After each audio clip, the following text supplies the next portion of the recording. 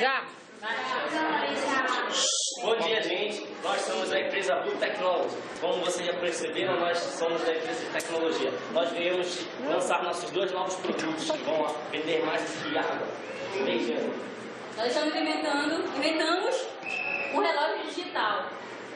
Ele pega a televisão, assim, imagina só, tu quer assistir aquele filme com a tua gata do teu lado, aí de repente falta energia. Bum! Cara, droga!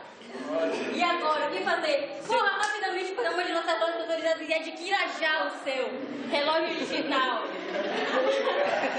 E nós estamos com outra invenção que é o controle universal. O IRD, controle universal. Ele controla tudo que você imagina. Lógico que ele não funciona, né? Porque isso aqui é uma tecnologia muito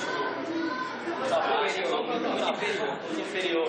Mas esse protótipo aqui está sendo vendido por incríveis R$ 99,90. Acesse nosso site e conheça mais produtos. www.bluetechnology.com. Essas lojas ficam localizadas aqui na Quebrada da Jiboia. Onde o vento dobra, esquina com vai quem quer.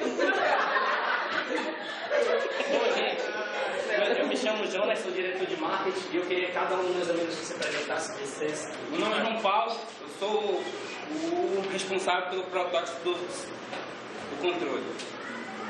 Meu nome é Lady Black, eu sou responsável pelo relógio digital. Vai, irmão. Meu nome é Black, foi ele que criou.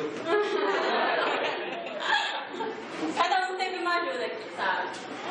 É a família.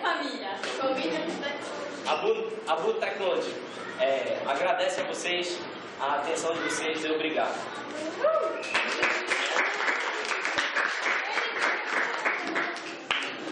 Muito bom. Para deixar rolar direto. Filmar os meus queridos alunos.